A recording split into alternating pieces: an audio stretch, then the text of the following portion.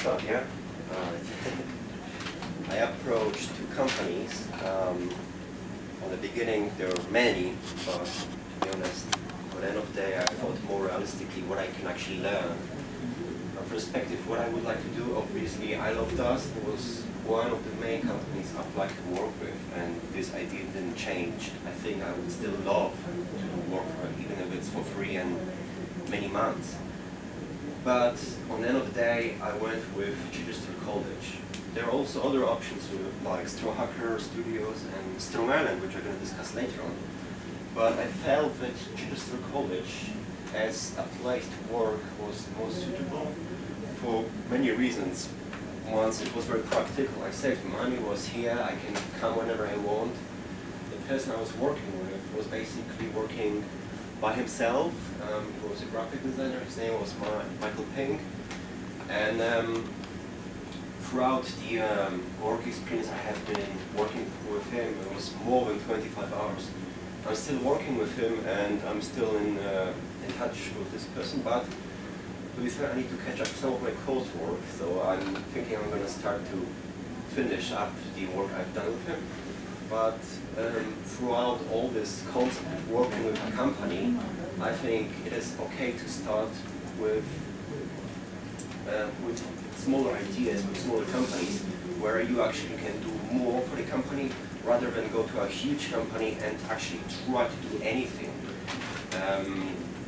I don't want to repeat what Igor said, but I Love Dust, obviously I had troubles to contact them, and it was not easy, but thanks to having this work experience, exhibition of Strong Island and having those links with Strong Island and people who work there, I was able to get in touch with individuals in the company of I Love Dust, which later on resulted into actually having this luck to talk to this person face to face, and then actually having this experience of learning and getting this feedback from this person. I'm not going to talk much about I Love Dust, this is a close topic. I'll go straight to Chichester College, where I made my 70 hours plus. Yeah.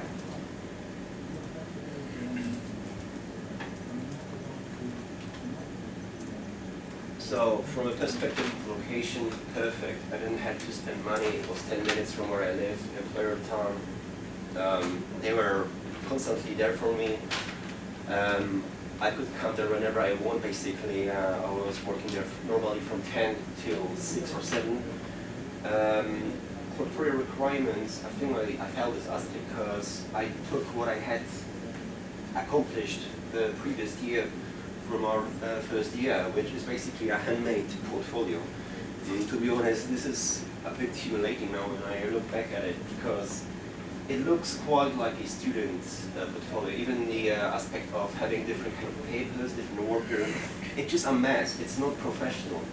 And I actually asked Mike from his perspective as he would do this, and we actually researched on the internet various aspects what will actually sell and what is actually what the employer would like to see. And I think this is the most important thing why in many cases I actually failed to convince the person I would like to work with to make me work with this person. Was the thing that I didn't have a selling point. I just made random stuff that was actually college-based and didn't have something that I could make for the employer. So I was looking for a few aspects on the internet, like on Behance or Dribble. There are so many trends every year. You're seeing something new, and basically people copy those things. But even those things with a business card, or even this easy typographic idea of having a cover that says "Take 2" or "Hi, I'm Bart," or you see various kind of designs like this, but these are literally into-your-face designs. This means you will be noticed. It doesn't mean that you need to spend a lot of money to print thousands of those copies. It's just to make a difference. I mean, how can I be different from, like we mentioned, 30,000 other graduates from universities from Brighton or URL? I mean, you need to have something that will make you I think, more better or noticeable. So these are like, oh, right.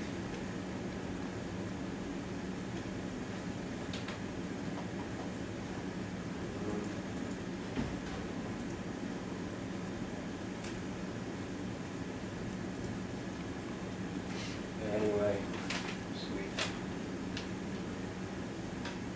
I don't think it's going to load, so I'm going to go straight for 2.3 because it's not loading. Indicate how I approach the companies. Well, first of all, I thought from the whole beginning to actually go face-to-face, go out there and knock on the door. I did email many people, and throughout the email idea, I noticed from the whole beginning that it's not gonna work, people will not reply. I mean, if I would have a really good company, or I would have a little pride in my company, I would basically not care about the person who just sends me an email, even with a link of my portfolio. I just don't think that this person will put a little bit more effort into this aspect of working with me. So there are two things that I actually did. One was calling them, second was going there. There was another option that is more in the 90s, very famous, but it is still very trendy nowadays, to send actually a post with a little booklet or self-made leaflet. And it's, again, it looks very similar as I showed you the Take Two, but this is more time-consuming and costly, and I think that my first attempts at this point, it's okay to fail, but at least to go there and knock on the door, this is like a minimum. And yeah, it paid off at some point. I got my work experience at the college because I went there. Of course, the person who I was actually applying to wasn't there. But then I contacted this person actually later on by going there again and then sending emails and then calling this person. And then, though this person was very busy, I got this interview and I met this person, and this resulted in the 70 hours of work experience for this person, which I'm still doing. I hope this is going to load.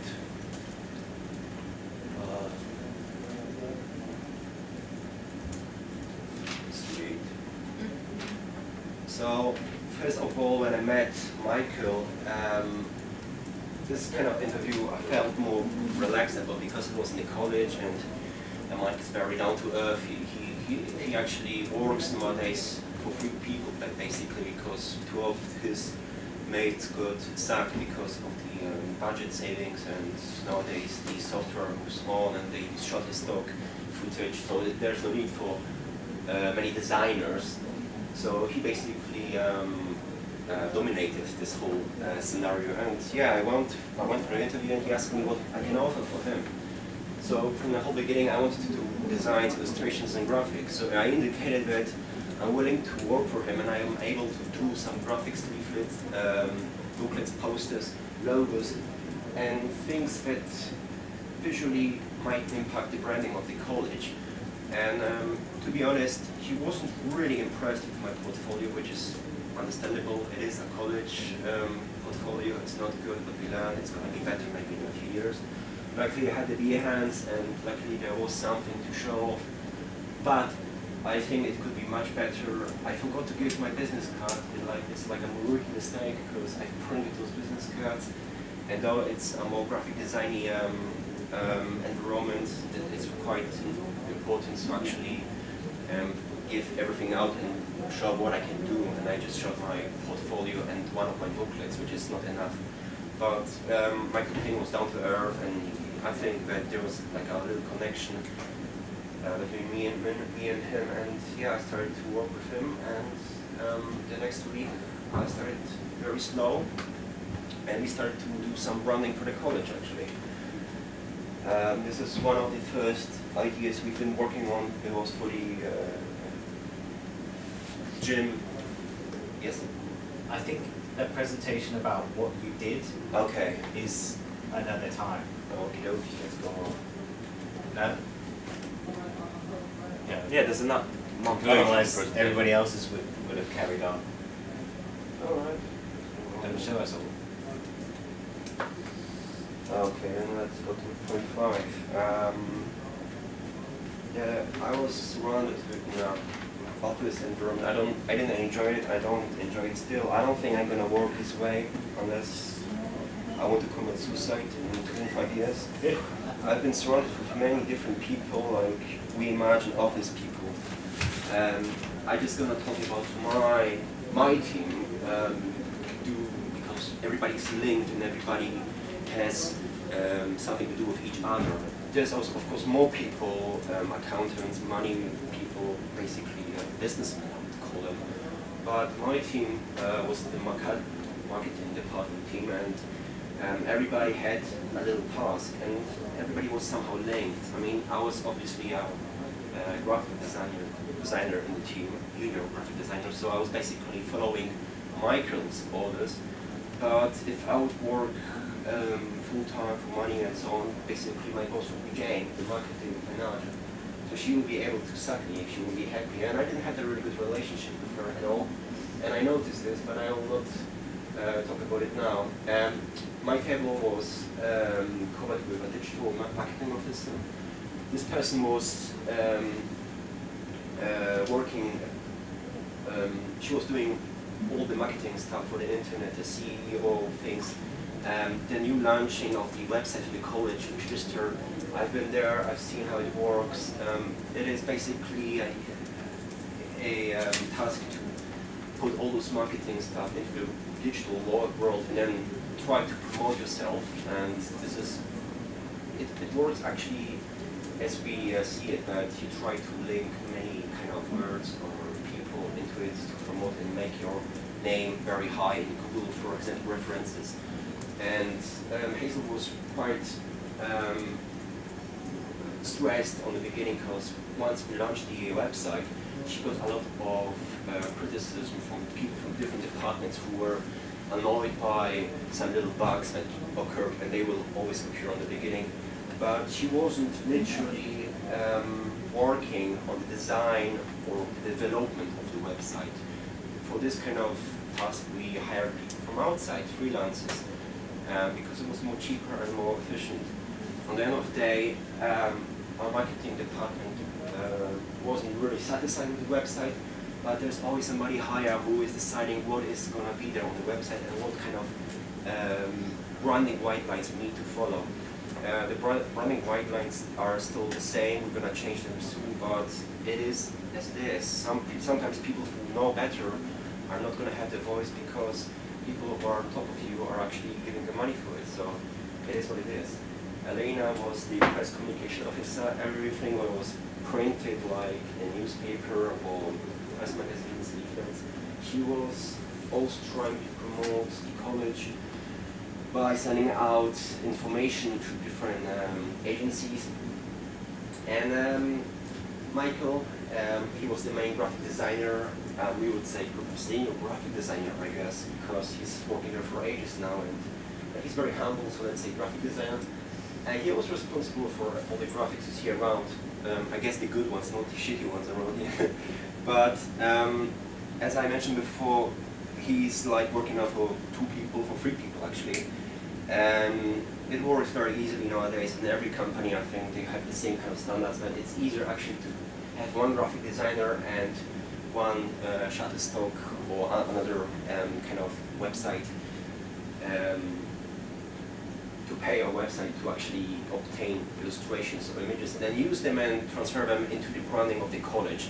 So basically we pay Shutterstock £750 a year, and we just use what they've created for our own branding. So things that you see, for example, like a new trendy logo. I'm not pretty sure that we see here anything, but something that will, for example, the Oasis logo next to our AG room, it is basically taken from the Shutterstock. We just transfer the colors, the branding colors, we change maybe the typography and give our title there. And this is how it basically works. So we save time, we save money, and try to match the branding guidelines as much as possible. It is not really interesting, but this is how it works. Yeah, definitely we had many meetings with people from different departments, from the music department. I was And one of them... But should we focus the presentation on just Okay. getting the work experience as opposed to what the experience was? Yeah, okay, I think already, I'm finished. You could evaluate, you did say something earlier on a little bit about like, it's not the situation that I'd like to work in. It is basically... Well, what I'd like to know is, why didn't you know that before you got there? I knew this before, but every kind of job is the same, in a way that I'm not gonna work for Isle of Dust and be doing like cool maker stuff. I mean, if you start from the bottom, you do things that are easy to create and are not so time consuming. So basically they're gonna give you something that is basically boring but easy to make and time efficient. And the college is basically an institution and they have their own kind of concepts that you just need to use. You can't do something out of the box, out of the context.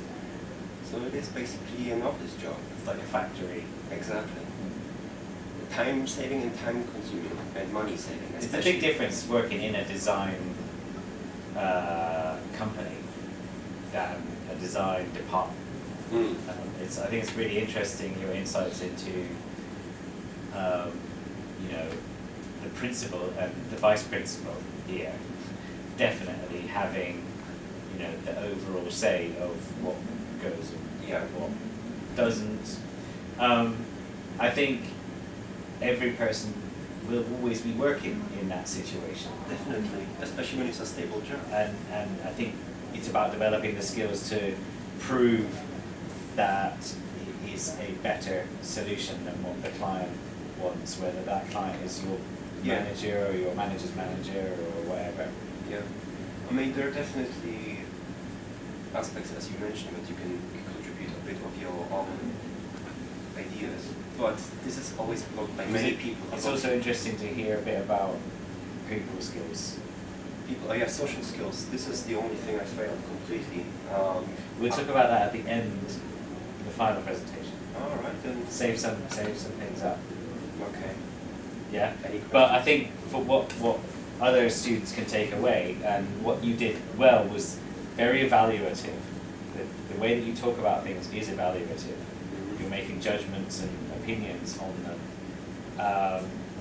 And for example, the insight about his own portfolio, you know, being personally critical and considering, you know, how you could have walked in there a bit easier and being maybe a little less humiliated. Like you feel a bit humiliated. I don't think you should be, but no, you should be. I mean, a portfolio really is huge. Yeah. You can be. I was sneakily dressed on the interview and so on, but once you have your portfolio, besides the person who will eventually employ you, and you see the person looking at it, even at Isle of Dust, it's more important actually. And you think that, oh yeah, what I've done is quite interesting. And this person might actually think that you're a complete idiot, you know, because it is basic code stuff and he can do those things in 2 minutes. So, I mean, I've seen Mike working and doing things that I do for 2 days, he does in 5 minutes, so yeah, it is quite... It's a lot of experience. Yes. Cool, thank you very much. Yeah, thank you.